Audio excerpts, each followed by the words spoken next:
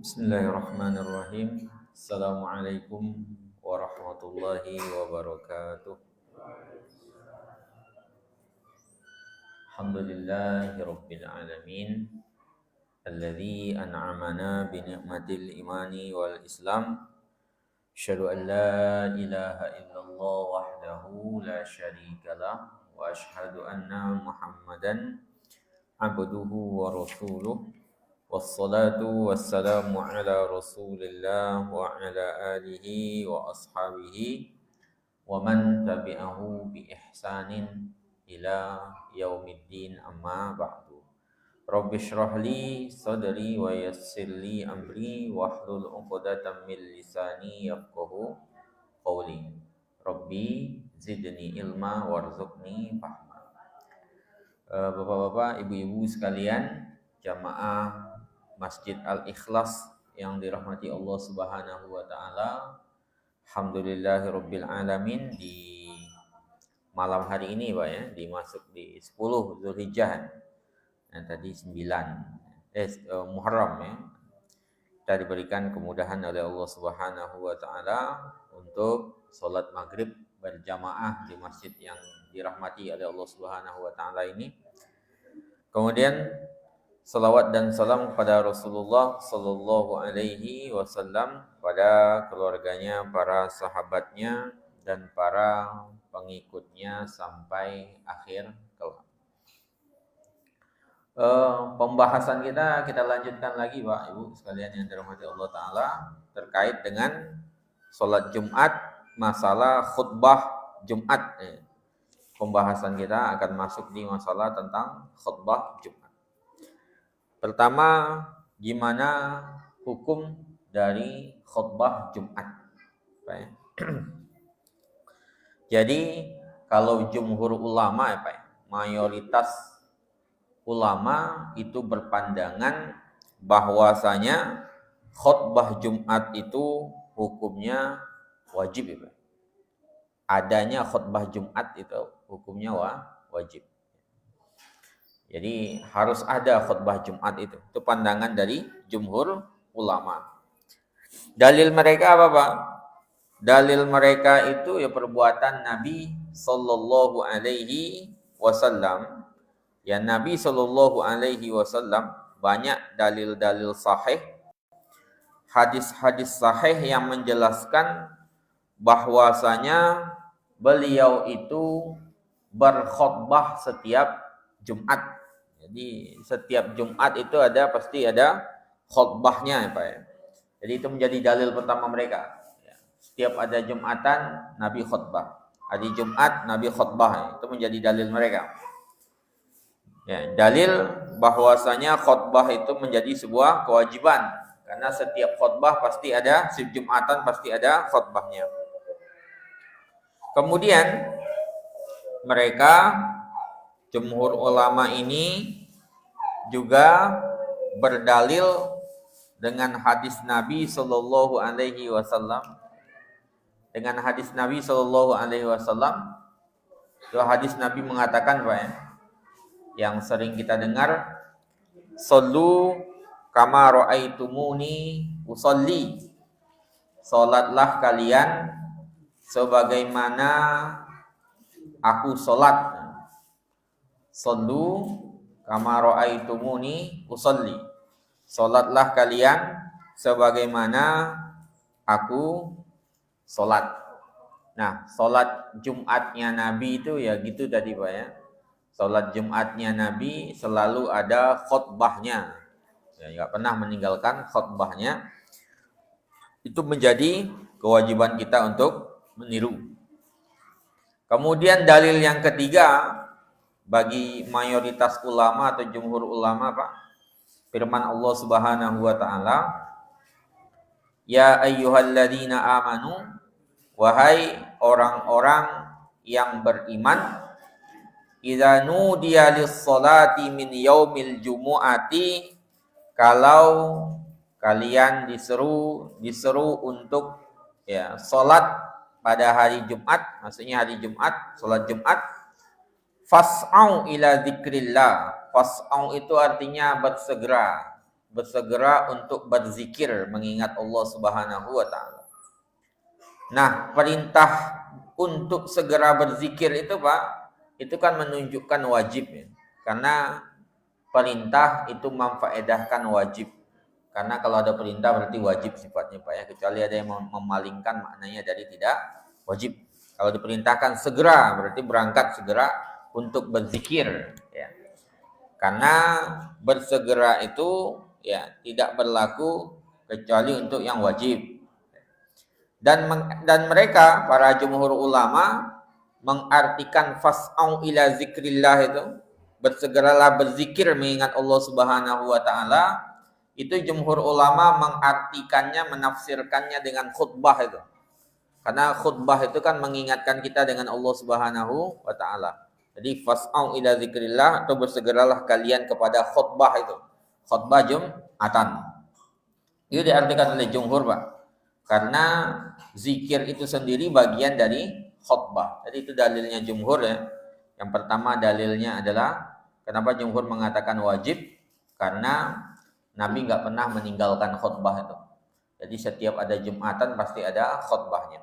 Yang kedua dalilnya, solatlah kalian sebagaimana saya solat. Solatnya Nabi pakai, Jumatannya Nabi pakai khutbah.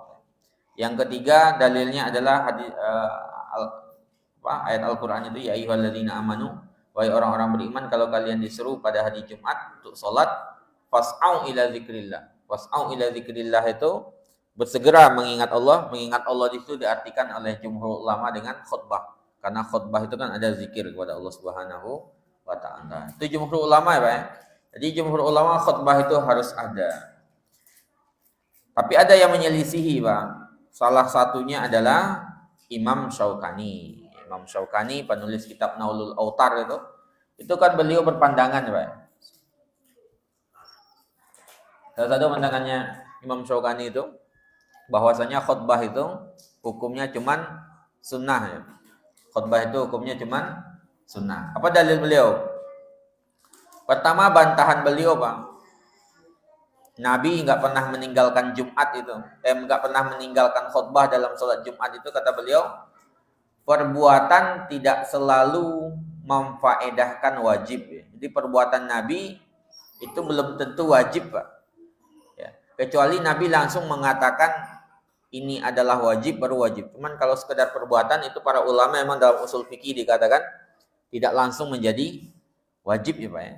Nah, tidak langsung menjadi wajib. Jadi apa yang dilihat dari Nabi belum tentu itu wajib Pak ya. Belum tentu itu wajib. Dalil beliau yang pertama. Kemudian dalil beliau yang kedua terkait dengan hadis yang mengatakan solatlah kalian sebagaimana aku solat. Itu jawaban beliau, itu bukan perintah untuk Jumatan kata beliau. Itu adalah perintah untuk solat dengan tata cara yang diajarkan Nabi. Itu bantahan Imam Syaukani Pak ya. Kemudian dalil yang ketiga, beliau mengatakan makna zikir di situ bukan khutbah, tapi maknanya adalah solat. Kalaupun nggak solat maknanya ya antara solat dan zikir. Itu pandangan dari Imam Syaukani Pak ya. Tapi jumhur ulama tadi Pak ya, kita sudah menjelaskan itu salah satu bantahan dari beliau itu. Jumhur ulama berpandangan bahwasanya hukumnya wajib ya. Hukumnya wajib. Itu yang menjadi patokan kita. Walaupun ada pandangan lain yang mengatakan nanti Pak hukumnya apa? Sunnah. Ya. Dalil Imam Syaukani itu didukung juga sama Hasan Al-Basri nanti Pak ya. Al-Zahiri, Daud Al-Zahiri dan Imam Al-Juwaini ya. Dia kuat juga di situ nanti Pak, karena pernah kita sampaikan sebelumnya itu.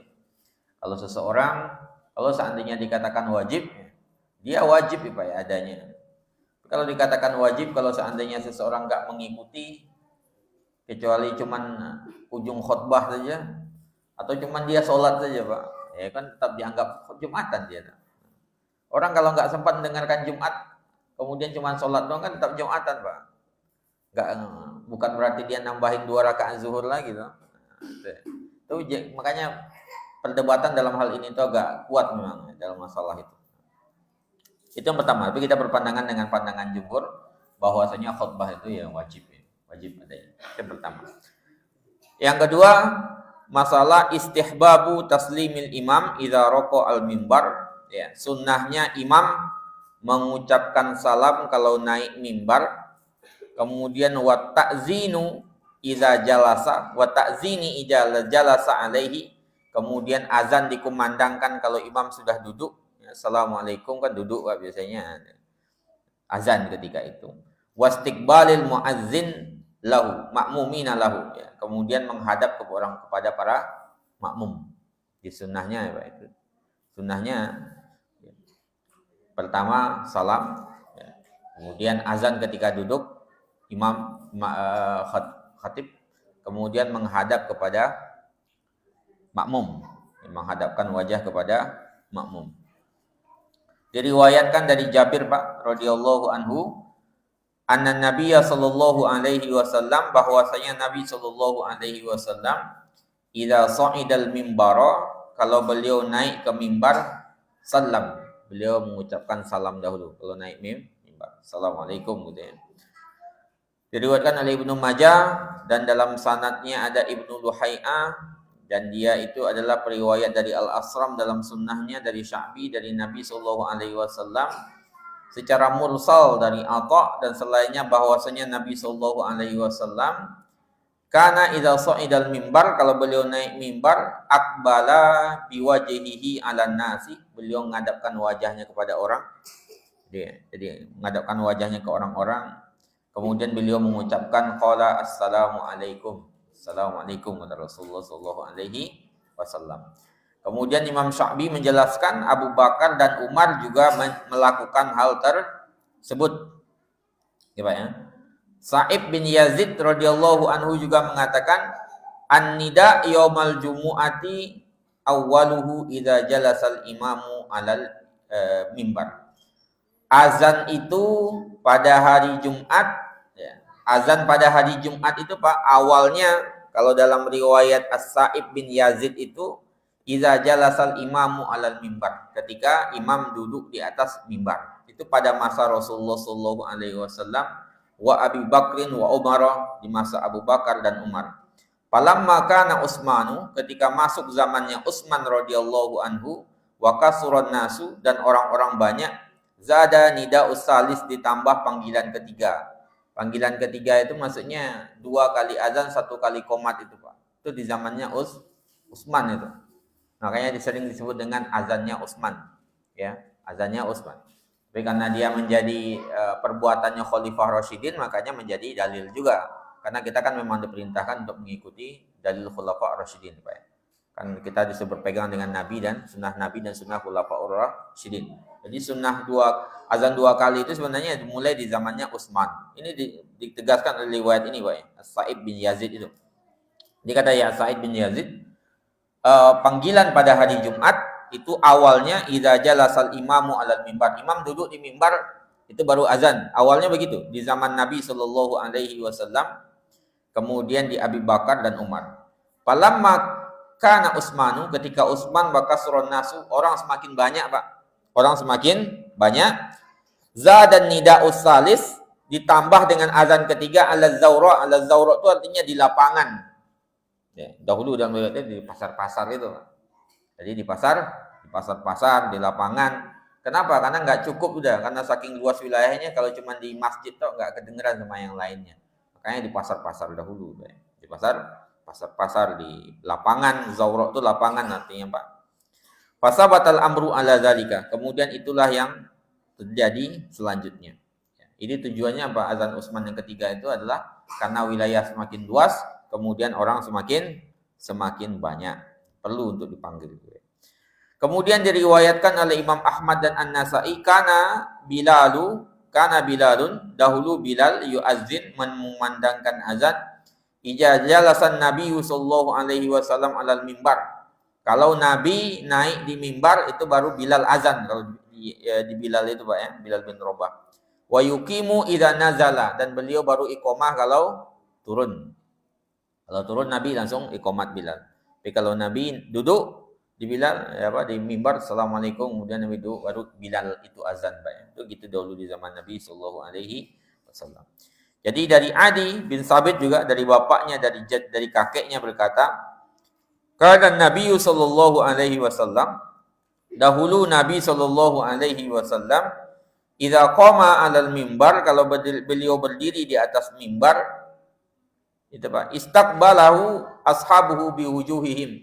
Itu para sahabat menghadapkan wajahnya kepada Nabi, Nabi menghadapkan wajahnya kepada para jamaah. Jadi kalau imam berdiri itu seharusnya muka kita langsung kepada khatib ya Pak ya. Jadi bukan kiri kanan lagi wajah kita. Para sahabat itu yang ngadap ke Rasulullah sallallahu alaihi wasallam. Rasulullah pun ngadapnya ke jamaah gitu. Nah, kepada jamaah. Ini yang diamalkan ya oleh para sahabat Nabi sallallahu alaihi wasallam, dan memang imam disunnahkan untuk melakukan hal tersebut. Itu Pak, masalah sunnah. Jadi kita dulu imam, kemudian azan, kemudian imam menghadapkan wajahnya kepada makmum, Pak ya, pada makmum. Kemudian yang berikutnya adalah istihbabu istimalil khutbah ala hamdillahi wassana ala rasulillah wal mau'izah wal qiraah. Sunnahnya khutbah itu mencakup pertama memuji Allah Subhanahu wa taala, alhamdulillah, kemudian pujian kepada Rasulullah, selawat ya Pak ya. Kemudian al mau'izah, nasihat, wal qiraah, ya bacaan ayat ya. Diriwayatkan oleh Abu Hurairah radhiyallahu anhu, Nabi mengatakan, kullu kalamin, setiap kalam Pak, setiap ucapan, setiap pembicaraan, la yubda'u fihi bilhamdilillah, tidak dimulai dengan memuji Allah, alhamdulillahirabbil alamin itu Pak, maka dia dianggap ajzam. Ajzam itu artinya terputus ya, tercabut keberkahannya. Tercabut keberkahannya. Jadi terputus itu bukan enggak sah, tapi tercabut keberkahannya. Manzu'ul barakah itu kan arti para ulama itu. Diriwayatkan oleh Abu Daud, Ahmad dengan maknanya. Ya. Dalam riwayat lainnya dikatakan al-khutbah laisa fiha syahada. Khutbah yang tidak ada syahadahnya, maksudnya adalah asyhadu an la ilaha illallah wa anna muhammadar rasulullah itu Pak. Kan kal yadil jazma, seperti tangan yang terputus. Ya, enggak sempurna ya, enggak sempurna. Itu diriwayatkan oleh Imam Ahmad, Abu Daud, dan At-Tirmizi. Kemudian dalam riwayat Ibnu Mas'ud Pak, Nabi sallallahu alaihi wasallam itu diriwayatkan jikalau mulai khutbahnya bertasyahud, itu beliau biasanya membaca ini Pak. Mungkin sebagian sering kita dengar juga, tapi dengan sedikit lafaz yang berbeda ya Pak. Alhamdulillahi, ini riwayatnya Ibnu Mas'ud Pak. Jadi kalau Rasulullah sallallahu alaihi wasallam itu khutbah biasanya beliau pakai ini. Alhamdulillah nasta'inuhu wa nastaghfiruh ya. Wa na'udzubillahi min syururi anfusina may yahdihillahu fala mudhillalah wa may yudlil fala hadiyalah. Riwayat Ibnu Mas'ud ya. Asyhadu an la ilaha illallah wahdahu ya. Asyhadu an la ilaha illallah wa asyhadu anna Muhammadan 'abduhu wa rasuluh arsalahu bil haqqi basyiran baina yadayis sa'ah. May yuti'illaha ya ta'ala wa rasulahu faqad rasyada wa man ya'sihima fa innahu la yadurru illa nafsahu wa la yadurru Allah ta'ala syai'an. Itu pembuka khutbahnya riwayat Ibnu Mas'ud. Nanti kan ada khutbah hajah juga ya Pak ya. Sebagian mungkin sering kita dengar itu. Nah. Ya, kalau yang dalam riwayat Ibnu Mas'ud seperti itu Rasulullah membuka khutbah itu Pak. Jadi alhamdulillah nasta'inuhu wa nastaghfiruh wa na'udzubillahi min syururi anfusina may yahdihillahu fala mudhillalah wa may yudlil fala hadiyalah. Asyhadu an la ilaha illallah wa asyhadu anna Muhammadan 'abduhu wa rasuluh. Sampai nanti takhir tadi Pak ya. Itu yang dibaca oleh Abdullah bin riwayat dari Ibnu Mas'ud. Yang diriwayatkan oleh Abdullah bin Mas'ud radhiyallahu anhu. Kemudian dijelaskan lagi sama Jabir bin Samurah Pak radhiyallahu anhu berkata, karena Rasulullah sallallahu alaihi wasallam yakhtubu qa'iman. Ya. Nabi khutbah dengan berdiri. Pak ya, berdiri wa yajlisu bainal khutbataini, beliau duduk di antara dua khutbah seperti biasanya kita lihat itu Pak. Duduk di antara dua khutbah wa yaqra ayatin wa yuzakkirun nasa. Beliau biasanya baca beberapa ayat dalam khutbahnya, kemudian mentazkir, menasehati orang banyak, dan khutbahnya singkat ya Pak ya. Khutbahnya singkat. Itu diriwayatkan oleh Al-Jamaah kecuali Bukhari dan Tirmizi. Kemudian dari Jabir bin Samurah juga diceritakan bahwasanya Nabi Shallallahu alaihi wasallam Kana la yutilul mau'izah yaumal jumu'ati. Beliau enggak memperpanjang khutbahnya, nasihatnya itu enggak kebanyakan, Pak.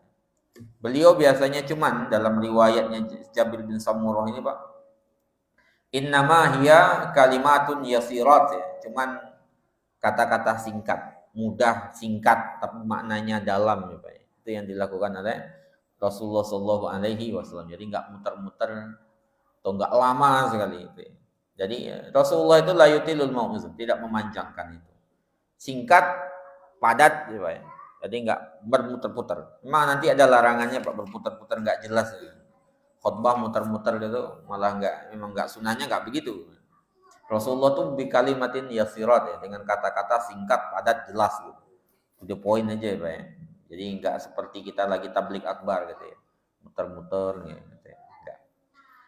Diriwayatkan oleh Abu Daud, Pak. Kemudian ada riwayat dari Ummu Hisham bintu Harithah bin Nu'man berkata, ma akhastu qaf wal Qur'anil Majid, aku tidak meriwayatkan surat Qaf wal Qur'anil Majid illa an Rasulullah sallallahu alaihi wasallam, kecuali dari Rasulullah sallallahu alaihi wasallam, yaqra'uha kulla jumu'atin alal minbar. Beliau membaca ayat tersebut di mimbar setiap Jumat idza khataban nasa, ketika berkhutbah. Jadi bacaan beliau salah satunya yang diuraikan beliau ya Qaf itu. Wow, surat Qaf itu, Pak.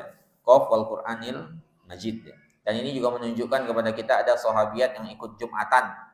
Salah satunya siapa, Pak? Ummu Hisham bintu Harithah ibnu Nu'man. Dia ikut Jumatan dan dia hafal surat Qaf wal Qur'anil Majid itu karena Rasulullah sering membacanya di mimbar. Sering membacanya di mimbar. Makanya dia hafal dengan baik surat tersebut. Kemudian yang berikutnya, Pak, dari Ya'la bin Umayyah berkata, aku mendengar Rasulullah sallallahu alaihi wasallam ya membaca di mimbar, wanadu ya maliku. Ini surat Zuhruf ayat 77, ya, Pak. Itu juga dibaca oleh Rasulullah. Jadi dibaca di atas mimbar. Kemudian dari Ibnu Majah, dari bapaknya Rasulullah sallallahu alaihi wasallam membaca di hari Jumat Tabarak, Pak. Beliau sedang berdiri, sedang menasehati tentang bi ayyamillah, dengan hari-harinya Allah Subhanahu wa taala. Kemudian dalam kitab Raudhun Nadiyah dikatakan, summa i'lam, ketahuilah, dalam kitab Raudhun Nadiyah itu dijelaskan, Pak, annal khutbah al-masyru'ah, bahwasanya khutbah yang disyariatkan itu makana ya'taduhu, ya, sallallahu alaihi wasallam, khutbah yang disyariatkan itu yang biasa dilakukan oleh Rasulullah sallallahu alaihi wasallam. Apa ya? Apa yang dibiasakan oleh Rasulullah, Pak? Min targhibin nasa, mendorong manusia, memotivasi jamaah atau orang-orang yang ikut Jumatan, wa tarhibihim, ya, memotivasi kemudian mewanti-wanti mereka, ya, Pak, memperingatkan mereka. Dan ini hakikatnya adalah ruhul khutbah. Ruh dari khutbah itu ya nasihat itu, Pak.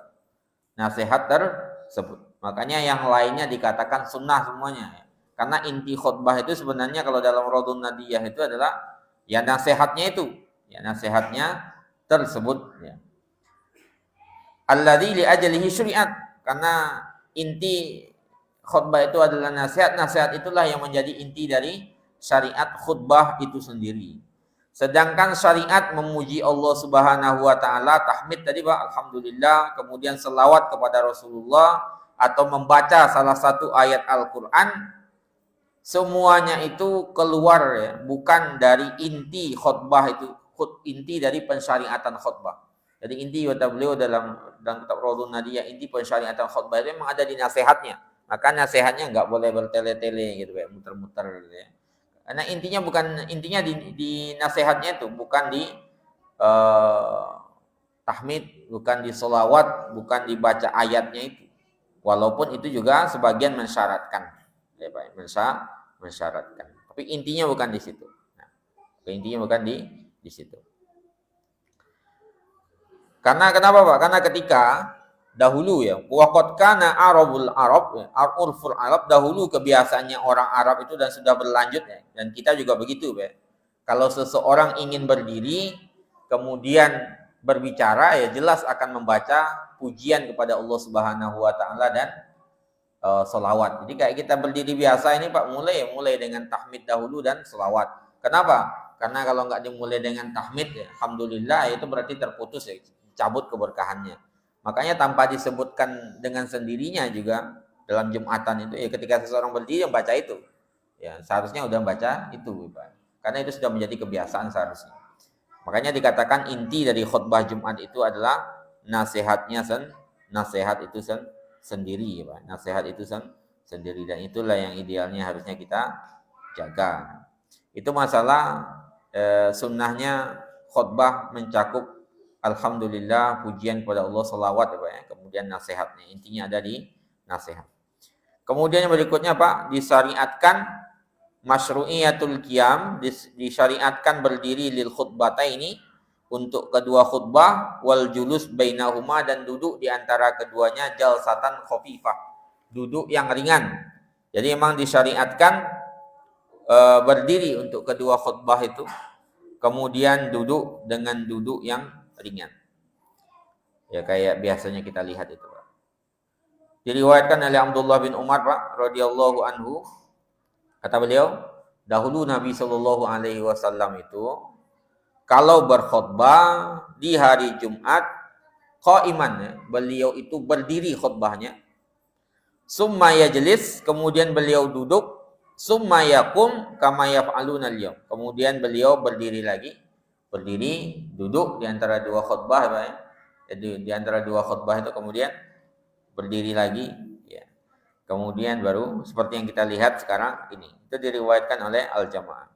Kemudian dari Jabir bin Samurah radhiyallahu anhu, apa kata Jabir bin Samurah? Kana Nabi sallallahu alaihi wasallam yakhtubu qa'iman. Nabi itu kalau khutbah berdiri, apa ya?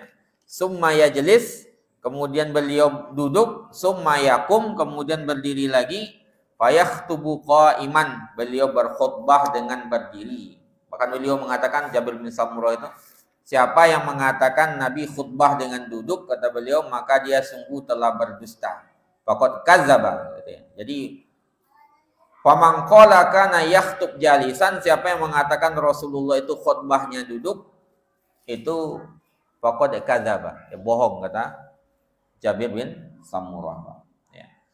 Kata beliau, wallahi, demi Allah, sallaitu ma'ahu, aku sudah sholat bersama Rasulullah aksar min alfai sholatin, lebih daripada 2000 sholat. Maksudnya 2000 sholat di situ itu termasuk sholat 5 waktu ya Pak, bukan Jumatan semua itu. Tapi intinya apa? Selama 2000 kali saya sholat bersama Rasulullah, kata beliau, dan khutbah itu beliau nggak pernah duduk sama sekali. Semuanya berdiri. Itu diriwayatkan oleh Imam Ahmad, Muslim, dan Abu Daud. Diriwayatkan oleh Ibnu Abi Syaibah dari Taus berkata, khutbah Rasulullah sallallahu alaihi wasallam qaiman. Nabi berkhutbah dengan berdiri. Wa Abu Bakar wa Umar wa Utsman. Abu Bakar, Umar, dan Utsman juga berdiri. Wa awwalu man jalasa 'alal minbar Muawiyah. Siapa yang pertama kali duduk di mimbar pas khutbah? Muawiyah, ya. Muawiyah bin Abi Sufyan itu yang pertama kali khutbah dengan cara duduk. Tapi ada penjelasannya, Pak. Diriwayatkan dari Sya'bi anna Muawiyah, bahwasanya Muawiyah innama khotaba qa'idan, beliau khutbahnya dengan cara duduk itu di akhir-akhir usianya, Pak ya. Lamma kasura syahmu batnihi wa lahmihi, ketika sudah banyak lemak di perutnya dan di dagingnya, artinya udah tua, Pak, udah sepuh. Jadi awal-awalnya Muawiyah itu kan sahabat Nabi, Pak, penulis hadisnya Rasulullah. Itu awal-awalnya berdiri. Jadi yang pertama kali mempraktekkan duduk itu ya Muawiyah bin Abi Sufyan.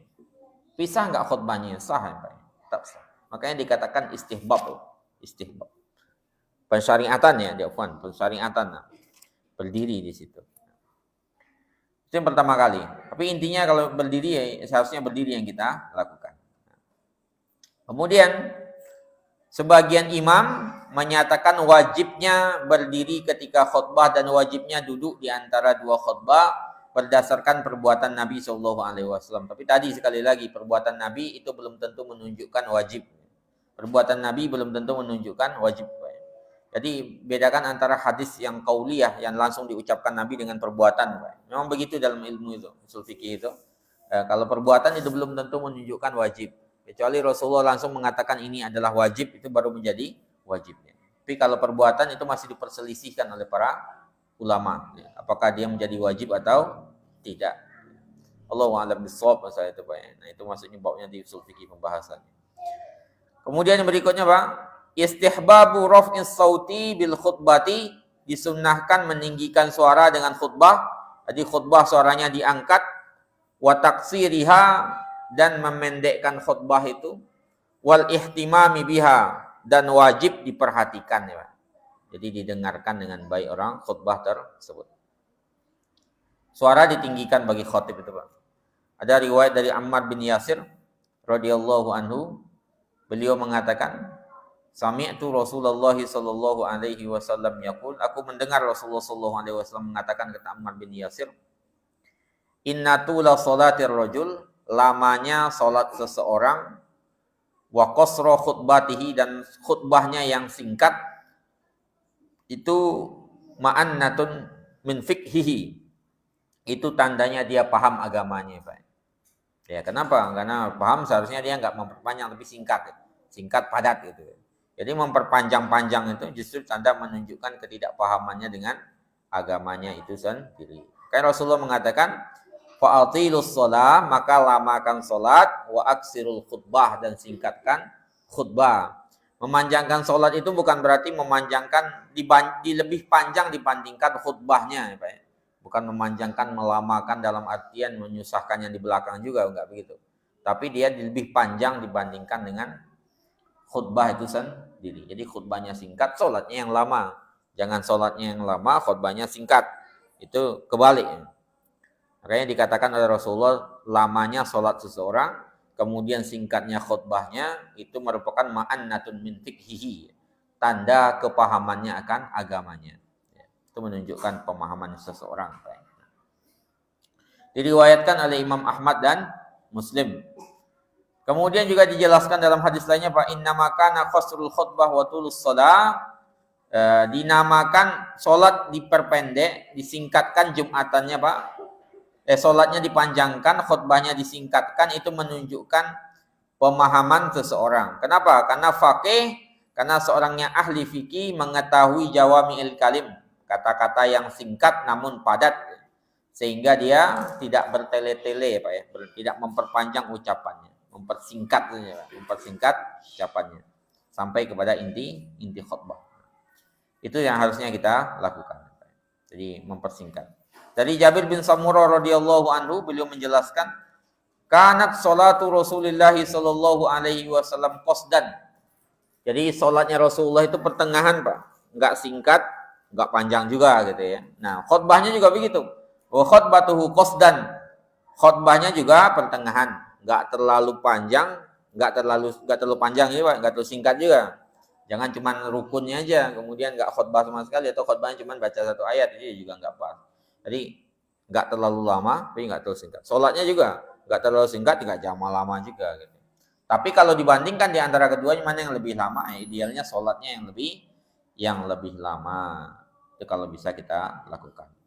Bisa kita lakukan. Diriwayatkan oleh Al-Jamaah kecuali Bukhari dan Abu Daud. Dari Abdullah bin Abi Aufa radhiyallahu anhu mengatakan, karena Rasulullah sallallahu alaihi wasallam, adalah Rasulullah sallallahu alaihi wasallam, yutilus shalah, memanjangkan shalah, wa yuqassirul khutbah, dan menyingkatkan khutbahnya. Itu juga dari menjelaskan kepada kita. Dari Jabir bin Abdullah radhiyallahu anhu berkata, karena Rasulullah sallallahu alaihi wasallam, adalah Rasulullah sallallahu alaihi wasallam, idza khotobah, kalau beliau berkhutbah, Pak, ihmarrat ainahu, itu dua matanya merah Rasulullah itu, Pak. Merah kenapa? Merah karena saking ini, Pak. Lalu beliau mengangkat suaranya, meninggikan suaranya itu.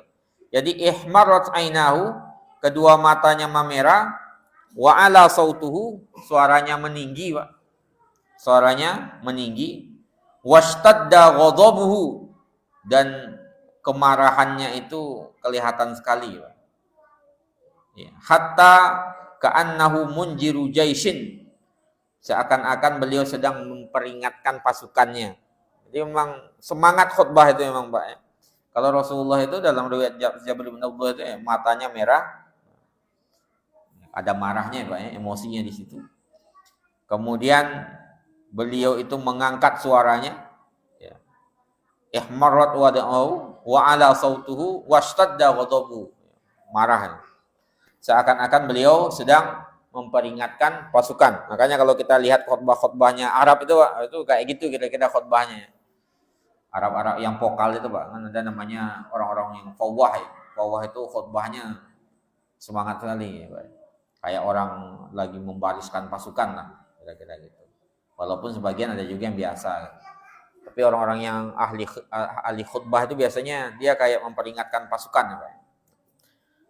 Kayak orang lagi mengumpulkan pasukan dan diwanti-wanti lah, orang mau perang lah kayak gitu. Kemudian Imam Nawawi menjelaskan Pak, yustahabbu disunnahkan kaunul khutbati, ya, hendak disunnahkan khutbah itu fasihah.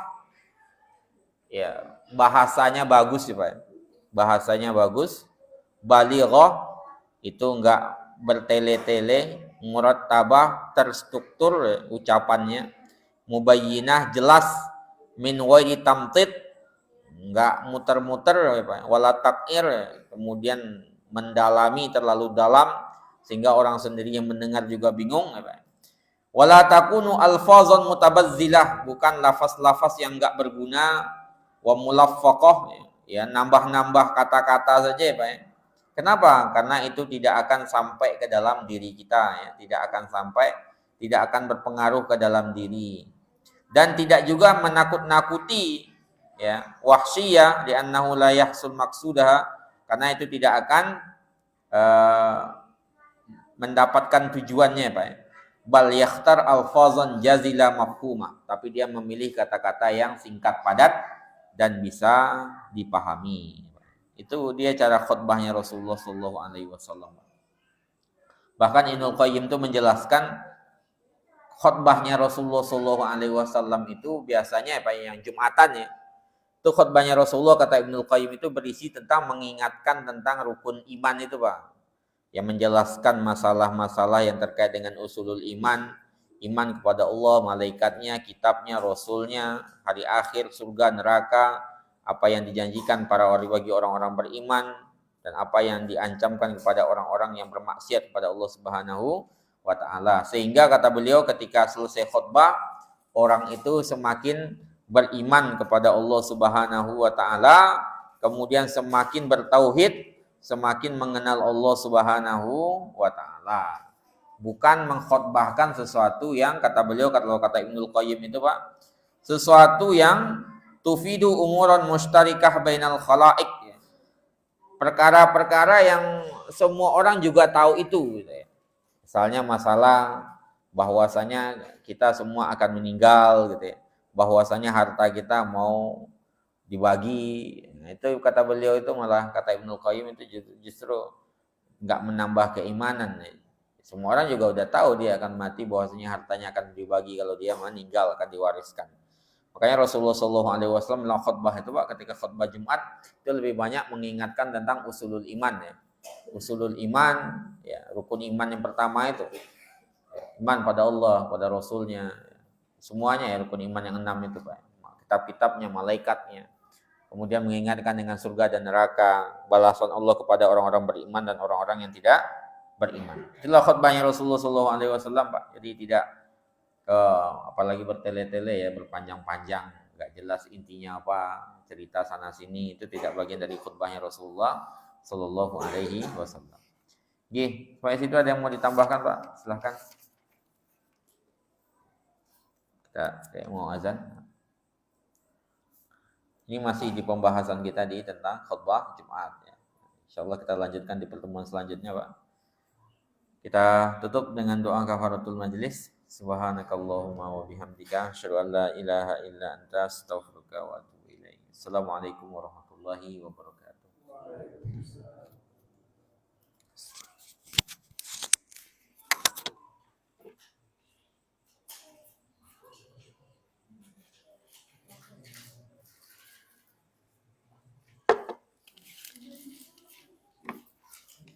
Assalamualaikum warahmatullahi wabarakatuh. Jamaah Masjid Al-Ikhlas yang dirahmati oleh Allah Subhanahu wa taala. Apa namanya? Dari takmir ini ada sedikit pengumuman, yaitu nanti selepas sholat Isya akan ada penjelasan tentang aplikasi dalam Android, aplikasi Al-Quran dalam Android.